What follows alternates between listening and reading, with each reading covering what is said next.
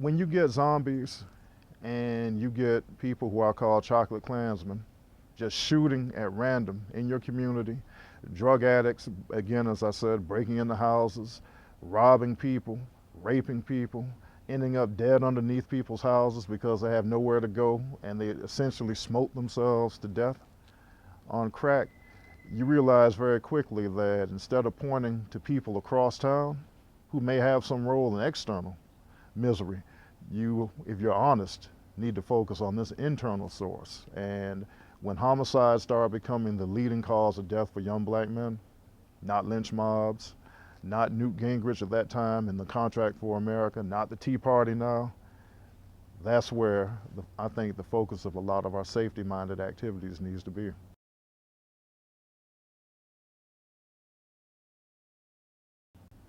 I was born in Flint, Michigan. Yes, my mother divorced my father, and I was a little bundling baby at 2, and I was taken back to her hometown. But I had a very small family, and my grandmother, the matriarch of the family, she was there in Savannah, and so was my mother, so I was there with them. All my folks were teachers. I was the only one who deviated from the family tradition. I thought that maybe I needed to take theory and apply it a little more in a different type of classroom, in the streets and politics. I was a United Methodist altar boy, incidentally, so that is a pretty Christian and milquetoast background. My mother wanted me to be a quiet, soft-spoken academic.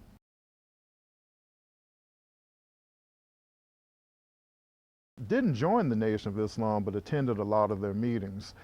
Growing up at my time period, you really didn't see a whole lot of love coming from the white church, nor did you see a whole lot of backbone coming from the black church. So for most of us, you read the autobiography of Malcolm X, or maybe you see some local or national speakers. This is, incidentally, folks, this was before the internet, so back then they were selling tapes, cassette tapes with people's speeches.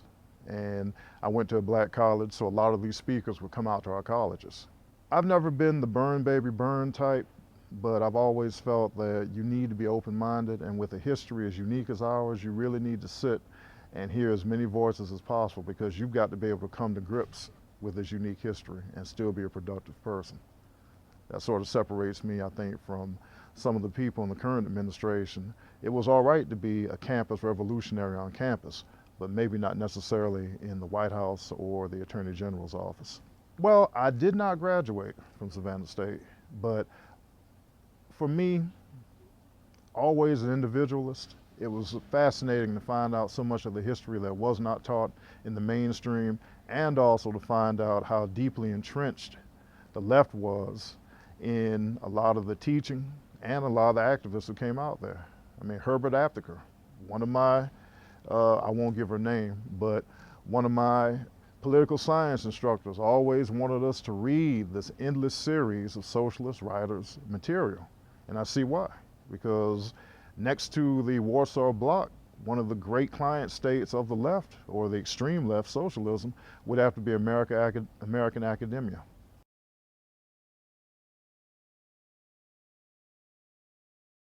I was a political independent. I always believed in personal responsibility. I was always opposed to crime. When crack hit the community, that definitely was something that I was front and center on trying to oppose, because we were having people being murdered, houses being broken into, parents being terrorized in a manner that had never happened before in the community. So I was a political independent at that time period. And then lo and behold, 2 things happened. C-SPAN and the Clarence Thomas Supreme Court confirmation hearing. And when I heard Justice Thomas and saw some of the people who spoke in his defense, on his behalf, I said, now, finally, I have found my political tribe. It was a beautiful time. You had people like Jack Kemp. He had a lot of the old school Republicans like Bob Dole. And I know some conservatives may not like him, but a lot of these guys were, for that time period, pretty stable figures, and who had played a great role also in helping American blacks gain our constitutional rights. You know, I won't rehash the old tired refrain, but Republicans really were influential in passing the Civil Rights Act and the Voting Rights Act, and a lot of the entitlements that many liberals say are indispensable. And we can debate whether or not that was appropriate, but many of these Republicans also came through the Great Depression, World War II, the Marshall Plan, the Cold War, so they were used to seeing large-scale approaches to social issues.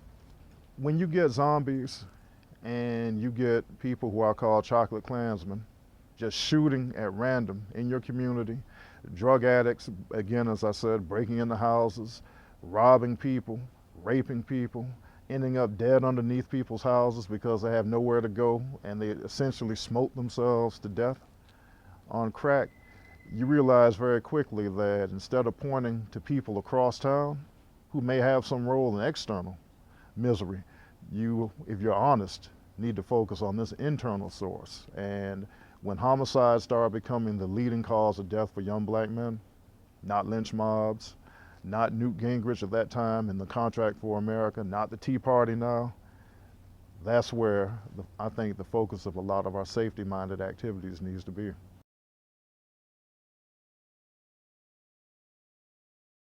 No, I mean, back then we were already doing it to some extent. And my grandfather, when his generation died out, a lot of the men, the organic security that would have been in the neighborhood simply was not there. So by default, I was looking out for my grandmother. I was looking out for other widows. I became involved in the neighborhood association, and my neighborhood association was filled with widowed, elderly black women trying to come to grips with all this violence and all this brutality that they'd never seen in the black community. And this was happening nationally, so it wasn't just unique to Savannah, but this was the sea change in black culture and black safety that was facing my generation and the preceding generations.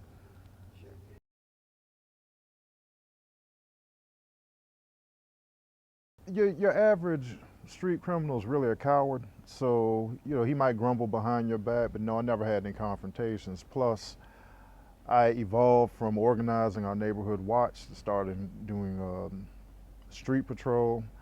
I was doing private security, bounty hunting, because I've always been fascinated in private solutions to public safety problems. How can people, particularly distressed communities, own the level of safety instead of having always to plead their case to sometimes indifferent elected and appointed officials?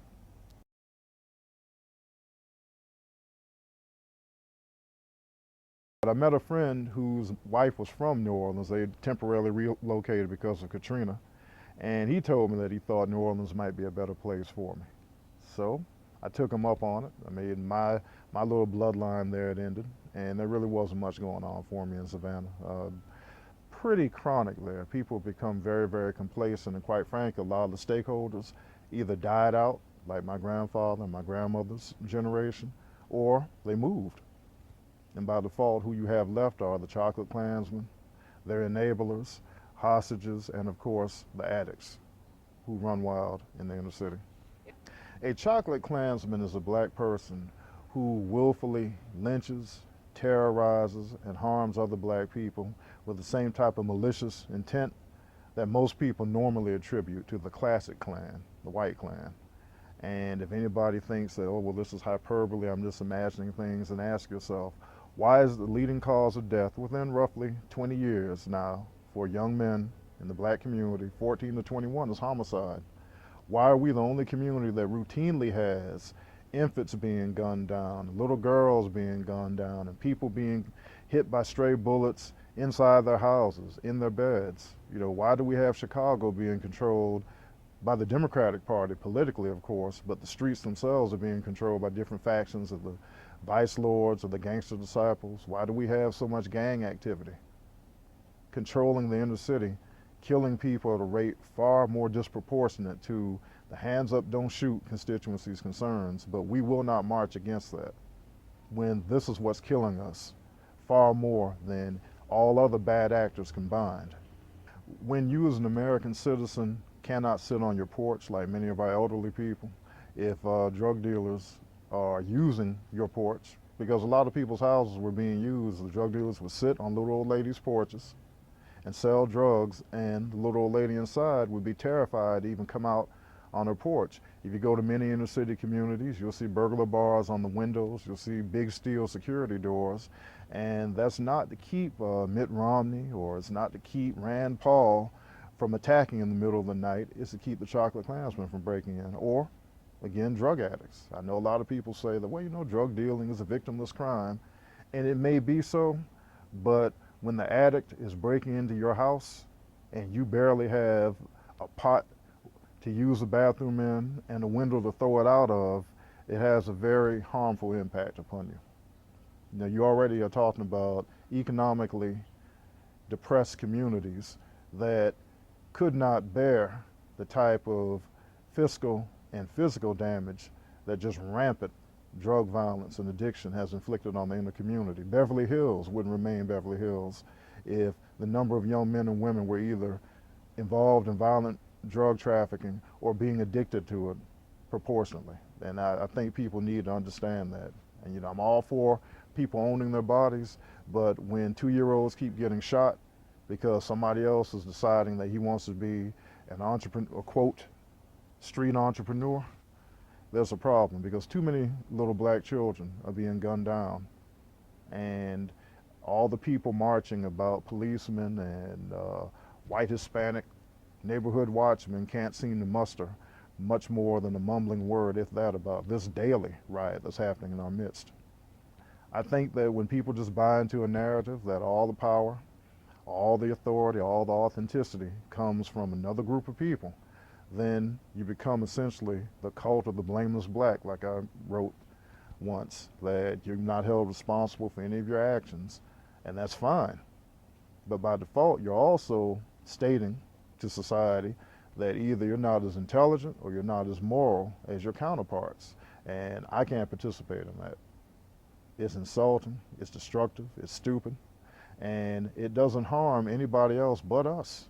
In one sense, we're the immediate victims, but then in the other sense, our neighborhoods, our very households become these launch pads for weaponized children who shoot their way through our community, and then they even venture to the suburbs, to the gated communities, to the private streets. So if we don't solve this problem on our own behalf, it will be solved for us.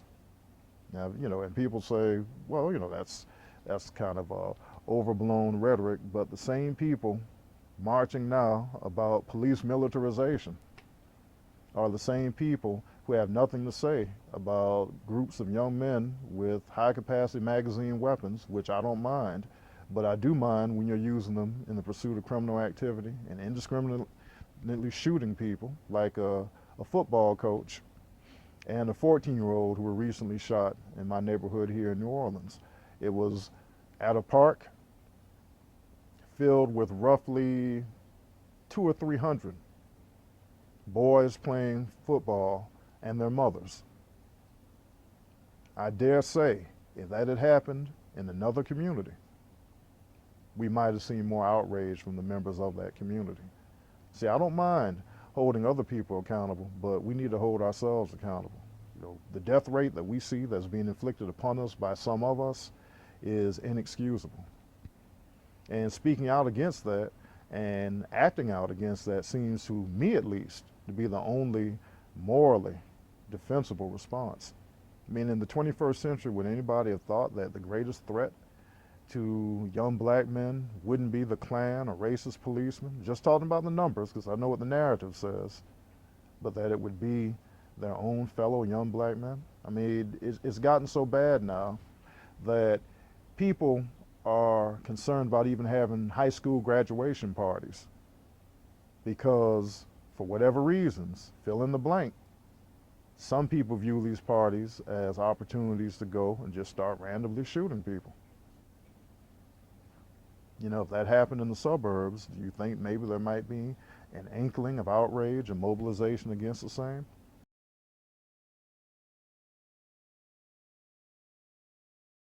I've always been inspired by comic books, and I thought, well, what would be kind of an interesting name to put on this boring do-gooder stuff? Because Street Patrol, unless you're the Guardian Angels or something, it's really just a mundane civic duty type of thing. So always inspired by comic books, and always knowing that we have to take charge of our safety quotient, as I call it. So Captain, and then of course, not only am I black, obviously, ethnically, but brotherhood, loyalty, ability, courage, kindness, 5 values that I try to promote. So that's the origin of Captain Black. I started in Savannah. In fact, the newspaper, which was always fairly hostile to input from my particular side of the railroad tracks, briefly carried my column there. I did a ride along with the police department. I was in the FBI Citizens Academy there. So, I've always believed that where possible, if you have receptive persons in government, then by all means ally with them. But your responsibility still is to maintain safety for yourself and those around you.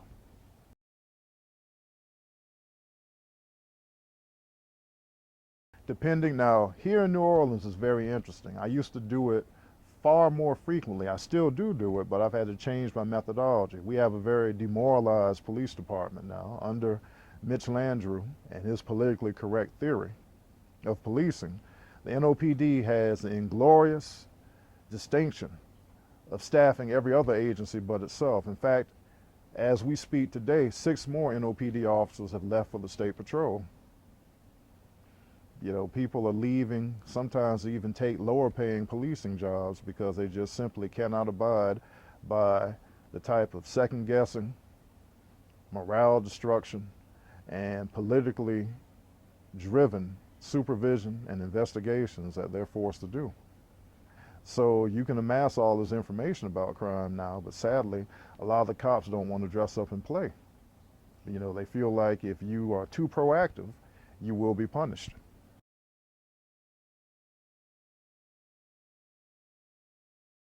Well, the average American is apathetic. I do have people who kind of come in and out helping me, but my whole point really is to kind of promote a one-man or woman street patrol concept, because instead of waiting for the crowd to come, Batman 300 in Detroit should have 100,000 people following him, but regrettably, many people will not vote with their time and their efforts for their safety. They'll complain about it.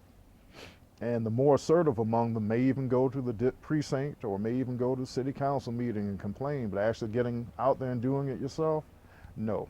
And to be fair, in a city like this, where if you're involved in a self-defense incident, because of the political orientation of those who control the police department, you could easily find yourself being prosecuted. That happened with a local homeowner named Merritt Landry. I was very involved in mounting a defense for him.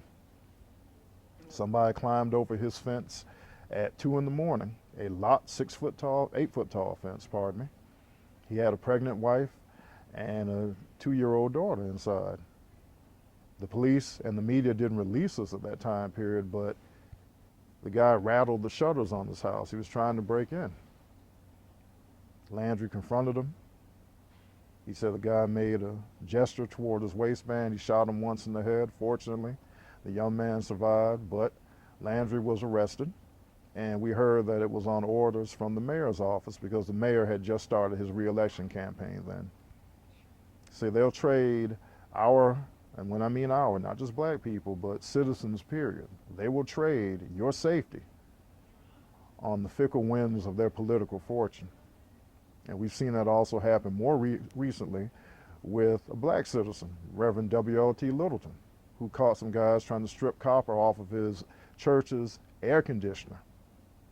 And when he confronted them, they jumped in their vehicle and tried to run over him. He fired his weapon in defense and hit one of them, who survived. He was arrested, and he has the distinction of not only being a pastor, but a retired New Orleans police officer. What was the political context behind this incident? Mary Landrieu, the mayor's sister, had just qualified for re-election.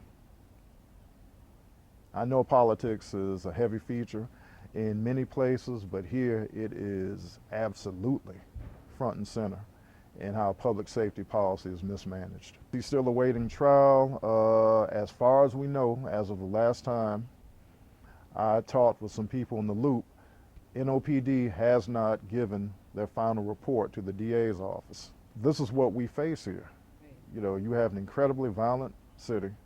You have a shrinking, demoralized police department, and you have a political climate where if a citizen defends himself, nominally according to what justified homicide and or other use of force statutes say, in the revised code of Louisiana, state law, you may still be arrested to make a statement to people that the powers that be do not condone hostages, us, defending ourselves.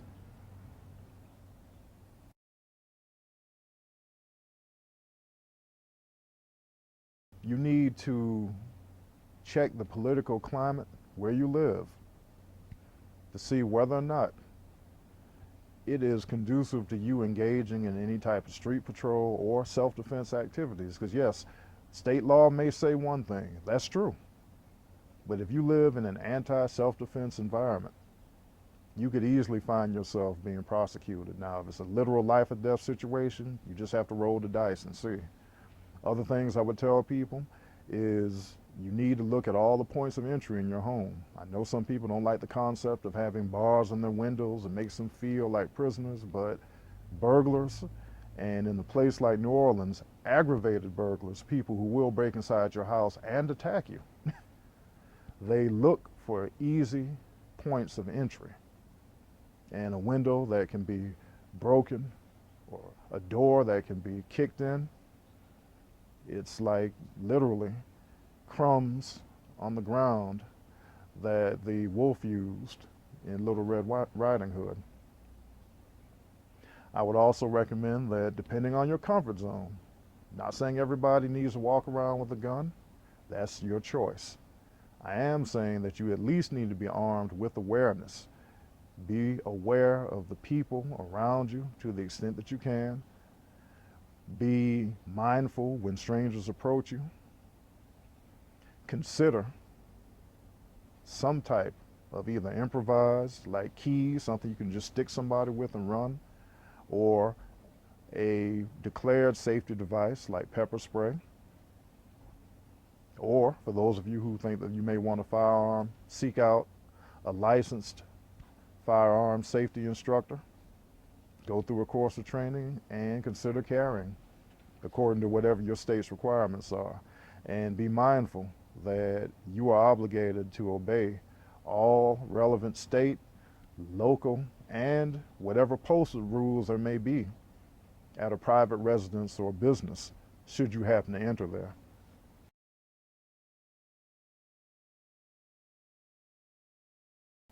I think that it's not so much an issue of being conservative per se, but it is an issue of deciding, do you own your safety?